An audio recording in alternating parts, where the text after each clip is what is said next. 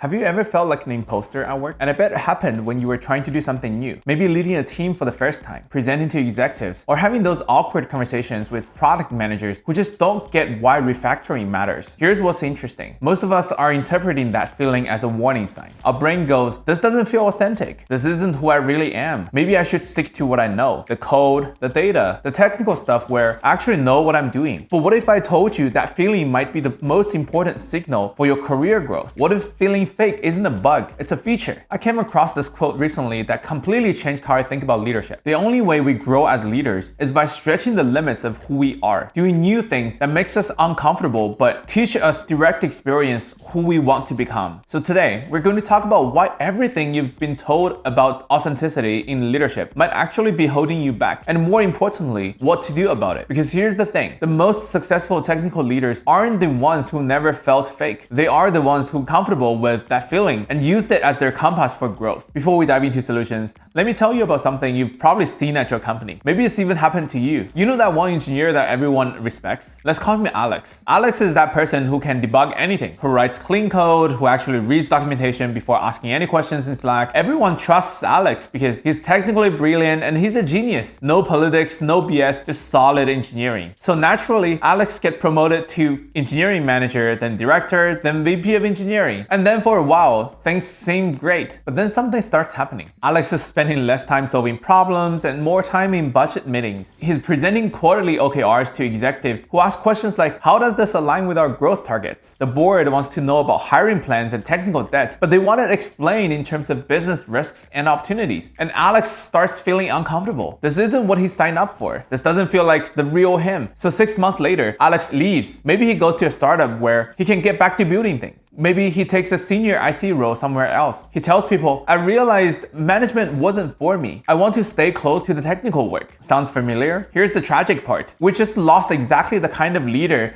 that tech companies need the most. Someone with deep technical credibility who people actually trust. And why did we lose him? Because maybe Alex confused authenticity with staying in his comfort zone. This happens because we get stuck in what I call the technical expert identity prison. We tell ourselves things like, I'm not a people person or political person. I'm a technical person. I solve problems with code, not with politics. My work should speak for itself. And look, I get it. Tech culture reinforces this. We celebrate the individual contributor who can single-handedly build a recommendation system. We respect the person who can optimize a database query to save millions in infra costs. We admire the engineer who can debug a website outage at 2 a.m. But here's the problem. When you get promoted, the job changes. And if you're not willing to change with it, you either fail or you'll retreat back to where you felt comfortable. The tricky thing is, we use authenticity as an excuse. I'm just not comfortable making up stories to executives. That's not who I am. I don't like having difficult conversations about performance. I'm more of a technical problem solver. But here's what I learned the hard way. Because going against our natural inclinations can make us feel like imposters, we tend to latch onto authenticity as an excuse for sticking with what's comfortable. But few jobs allow us to do that for long. And that's especially true when we advance in our career. So what should we do about it? Let me walk you through 3 scenarios that probably feel familiar, and I'll show you how reframing authenticity can change everything. Number 1, from individual contributor to team lead. I know a machine learning engineer. Let's call her Sarah. Sarah was incredible. She could build recommendation systems that perform well and move business metrics. Her code was clean, her models were robust, and she was the go-to person for anything ML related. When Sarah got promoted to manager, everyone was excited, but Sarah was terrified. Sarah's entire professional identity was built around the person with the answers. Got a tricky modeling training question? Ask Sarah. Need to explain why your precision recall curve looks weird? Sarah's your go-to person. But now, as a manager, her job wasn't to have all the answers. Her job was to help other people find the answers. And that felt completely wrong to her. The old Sarah would get a Slack message about a broken training pipeline and immediately jump in and fix it. The new Sarah was supposed to ask questions like, what have you tried so far? What do you think might be causing this issue? It felt really fake. It felt like she was being less helpful, less valuable. Her team member could be stuck on something and then she'd be sitting there asking coaching questions when she could just fix it in 5 minutes. But here's what Sarah figured out. She wasn't becoming less authentic. She was becoming authentic at a different scale. Instead of solving one problem, she's teaching 5 people on her team how to solve similar problems. Instead of being the bottleneck, she's learning to become the multiplier. 6 months later, Sarah's team was shipping models faster than ever, and she wasn't working on weekends to keep up anymore. Turns out, authenticity isn't about always doing what feels natural. Sometimes it's about growing into into the leader that your team needs, and your team doesn't have to know everything about it. Number 2, selling ideas to non-technical stakeholders. Here's another one you probably lived through. Meet David, a senior backend engineer who built this incredible system for handling payment processing. The system was elegant, performant, and solved a bunch of edge cases that previous systems couldn't handle. David was proud of his work. He should be. It was solid engineering. But when he presented it to the product team, their first question was, how does this impact our revenue metrics? David's instinct was to talk about the technical improvements, better error handling, reduced latency, cleaner architecture. That felt authentic to him, showing the technical rigor behind the solutions. But the product team was clearly uninterested in that conversation. They didn't care about database connection pooling. They cared about whether customers could spend more money. David felt stuck. He could dumb it down and talk about business metrics, but that felt like he was betraying the craftsmanship that went into this technical solution. It felt fake. The breakthrough came when David realized he wasn't being asked to choose between authenticity and business communication. He was being asked to translate his technical expertise into language that helped people make decisions. So David learned to lead with the business impact. This new payment system will reduce failed transactions by 15%, which translates to about $200,000 in additional revenue per month. And then, for anyone who wanted the technical details, he could dive deeper. He wasn't dumbing down his work. He was making it more accessible. And that's not being inauthentic. That's being strategically authentic. And third scenario is processing feedback on soft skills. The last scenario. This one is personal for a lot of us. Meet John, a brilliant data scientist who could solve all kinds of business problems with data. His analysis was thorough, his code was reproducible, and his insights were actionable. But during his performance review, John got feedback that hit hard. Technically excellent, but needs to work on executive presence and communication skills. John's first reaction was defensive. My models could speak for themselves. Why should I have to play corporate politics? I'm a data scientist, not a salesperson. He felt like the feedback was asking him to become someone he wasn't, to put on some kind of corporate persona that had nothing to do with data science. But his manager helped him reframe it. John, the feedback isn't saying your technical skills don't matter. It's saying your technical skills are so valuable that we need you to have more influence so you can apply them more broadly. Think about it this way. If John builds an amazing churn prediction model but can't convince the marketing team to actually use it, what's the impact? Zero. If he discovers a critical insight about user behavior but can't communicate it in a way that influences product decisions, what's the business value? Also zero. Learning to communicate with executives wasn't about betraying his identity as a data scientist. It's about becoming a data scientist with impact. Okay, so how do we actually put this into practice? I want to share 3 strategies that have worked for me and the technical leaders that I've worked with. Number 1, learn from diverse role models. Don't try to copy one leader completely. That never works because you're not them. Instead, borrow selectively from multiple people who've successfully bridged technical and leadership roles. For example, maybe you admire how your CTO can explain complex architecture decisions to the investors without losing the technical nuance. Or maybe you've seen a senior engineer who's really good at giving code review feedback that actually helps people improve instead of just pointing out what is wrong. Study those specific skills, practice them, adapt them to your style, and then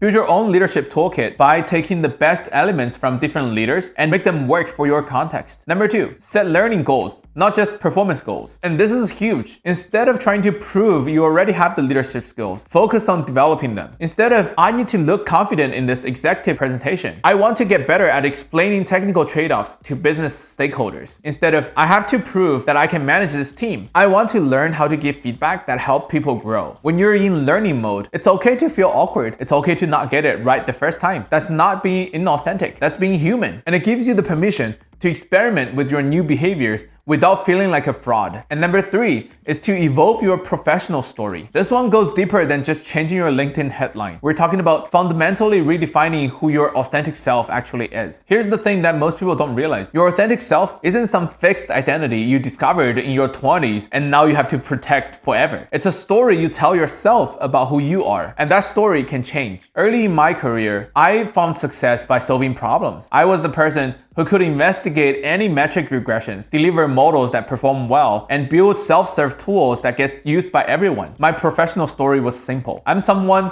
who gets technical things done. When I first became a people manager, I immediately felt the conflict. Suddenly, I was spending time on one-on-ones, career development conversations, team planning meetings. I kept trying to fit these new responsibilities into my old story. Like, I'm still the super IC. I just happen to have some people management tasks on the side. I felt like I was wasting time that I could have spent doing what I'm always good at. After 6 months, I took a step back to the IC role, thinking I could finally go back to who I really was. Looking back, I think I completely misread the signal. I gave up the opportunity to evolve my professional story from I solve technical problems to I help teams solve problems better. Same core strength, bigger impact. And here's what I realized later. Your authentic self isn't just what you are good at right now. It's also what you're capable of becoming when you combine your strength with new skills. I was always someone who cared about solving data problems. That was my authentic core, but I had limited that to solving them myself. When I learned to help others solve data problems, I wasn't betraying my authentic self. I was expressed more fully. Your authentic self evolves as you grow. The most successful leaders didn't choose between staying technical and becoming leaders. They redefined what it means to be technical in a leadership context. So the next time you feel like you're being asked to be someone you're not, ask yourself, am I being asked to betray my core values, or am I being asked to express them in a different way? Because there's a huge difference between those two things. And that difference is real growth happens. Now, I don't want you to make the same mistake I did, waiting for years to figure this out. So let me give you some practical steps you can take starting this week to begin evolving your own story. First, identify one uncomfortable leadership behavior to practice. Maybe it's speaking up in a meeting where you usually stay quiet. Maybe it's volunteering to present a technical concept to a non-technical audience. Maybe it's having a coaching conversation with a junior teammate